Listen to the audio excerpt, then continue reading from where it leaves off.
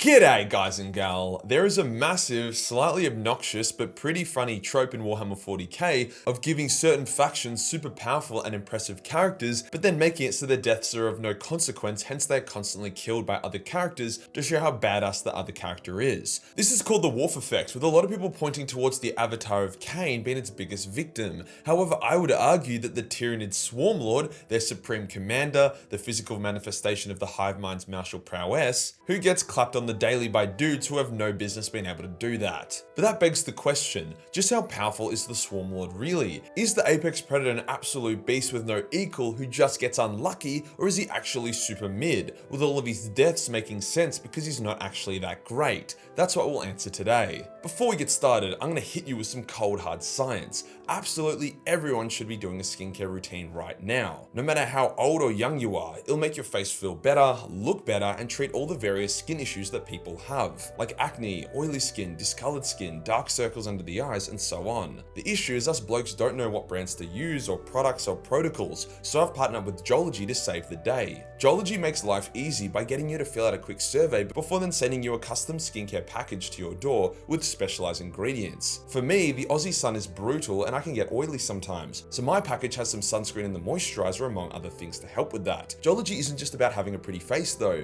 With their range of natural ingredient, great smelling deodorants, shampoos, body washes and more, you can absolutely max out your hygiene and scent. People say that the biggest turnoff is poor hygiene and bad smell, so why not make that a non-factor with Joology? The best part is that by using my link, QR code or code Majorkill70, you'll get a massive 70% off your first skincare package, as well as an additional 30% off a product of your choice. I'd recommend the roll-on deodorant, it slaps. Cheers to Joology for sponsoring this video. Today we'll go over the Swarmlord's strength, speed, durability, skill, and abilities before then looking over instances of it in the lore to determine just how powerful the Swarmlord is really. Let's get into it.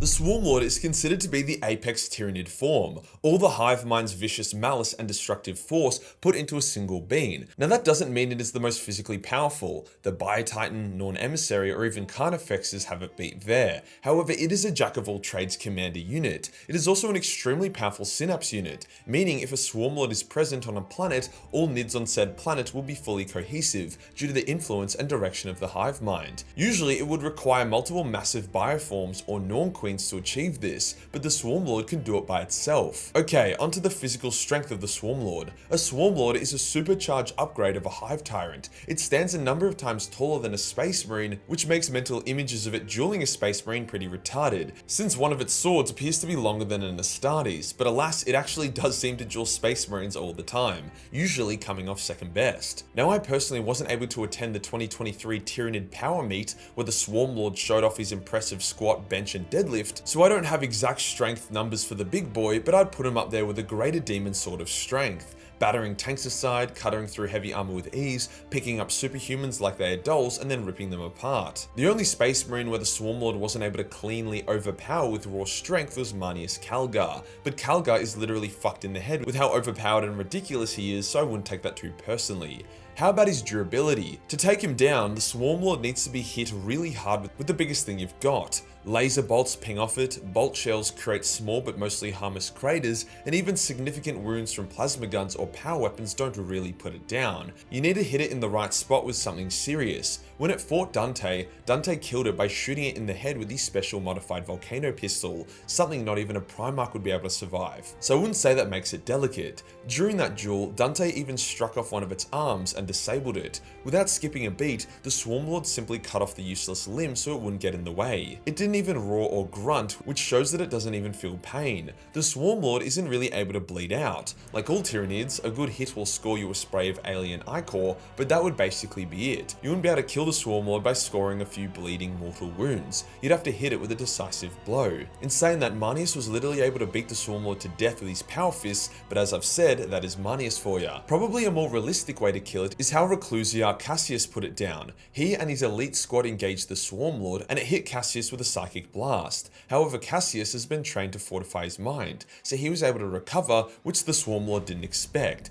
As it turned around to kill his men, he jumped at it and started smashing its brains apart with his powered Crozius. He then point blank turbo blasted its head with a flamer, which brought it to his knees. Then to finish it off, his squad fired Hellfire incendiary rounds at the Swarmlord, while Cassius continued to smash its head in with his Crozius until it finally died. That is actually pretty fucked. Imagine Guilliman getting his head smashed in dozens of times with a powered weapon, while getting lit up with Hellfire rounds, while getting his head incinerated. I guarantee he wouldn't even have lasted half as long as the Swarmlord. So yes, even though it does sometimes die in semi-retarded ways, it is still very durable. Something to note is that the Swarmlord's resurrections in between deaths is very fast. If you do not repel or destroy the Tyranid invasion after killing the Swarmlord, the Hive Fleet will begin remaking him straight away, so you really need to capitalize if you're able to take him down. What really makes the Swarmlord scary, however, is its speed. It isn't this lumbering tank, it's blindingly fast, which is fuck considering it wields 4 swords. Now it isn't Primarch or Solitaire fast, after all Dante was able to hold his own and parry a number of the Swarmlord's attacks, and he's an old man, but with 4 weapon arms working in perfect unison, it's basically impossible to sustain a duel with it for long.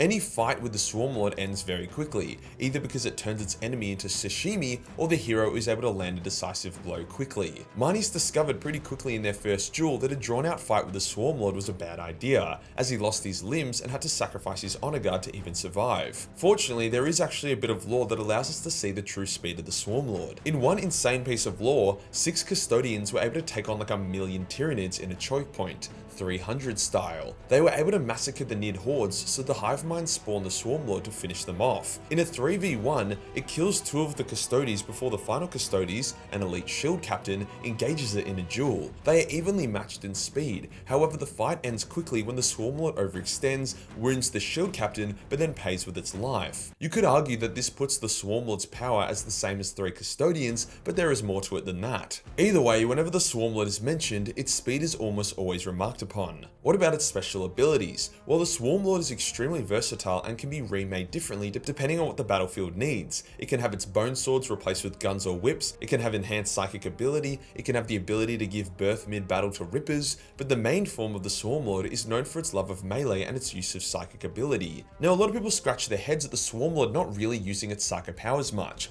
Like, why does it engage in duels with Marnius or Dante if it can literally just barbecue their brains? Well, it seems as if the Swarmlord just loves a good melee fight. It also could be arrogant and believe itself superior to Space Marines, which it technically is, but its arrogance has killed it on a number of occasions. It seems to use its psychic power more like how the Witcher uses magic, subtle powers thrown in to get an edge. While it seems to have a lot of psychic potential, it also seems to really struggle to focus it. When it fought Dante, it was peppering his mind with psychic attacks, but Dante's willpower kept it out. For Cassius, it thought its psychic mind blast would be sufficient, but it wasn't aware of the Reclusiarch's anti-psychic training. Overall, it does seem to be a bit of a plot hole with how little it uses its psychic potential, but I think it's more so just a personality thing. After all, the Swarmlord has a lot of freedom from the hive mind's control, and a part of that is its love of melee combat. I can't say I blame him. If I had 4 arms and massive swords, I'd probably love melee as well. What about the Swarmlord's skill? Well, here is where it really shines. Every time the Swarmlord dies, its memories are downloaded to the hive mind and then re-uploaded to the Swarmlord when it next spawns,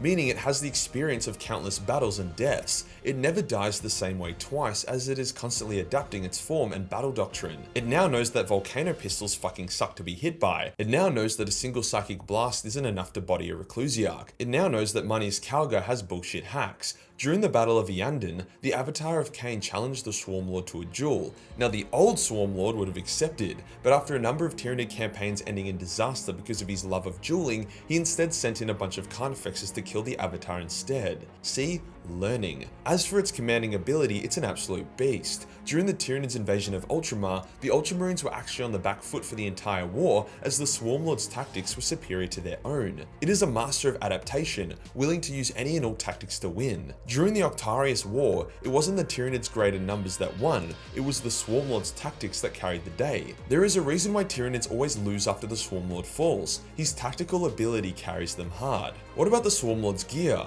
The Mad Lad carries 4 specially powered crystalline bone swords that can cut through any and all materials with ease. Ceramite, adamantium, auroramite, butter, it's all the same when faced with the Swarmlord's swords. The only thing that can keep them at bay is a powered weapons destructor field. If you just have a chainsword or a non-powered sword, the bone swords are just going to cut straight through that. Although standard Hive Tyrants will carry a mix of sword, whip and gun, the Swarmlord heavily favours the quadruple sword setup, which I respect the shit out of. I mean, it's technically 5 swords as the dude literally has a full-length blade on his head as well. So with all this in mind, how powerful is the Swarmlord really? Well, on paper he's fucking deadly as, especially when he fulfills the role of commander, but as a duelist or fighter he's super mid.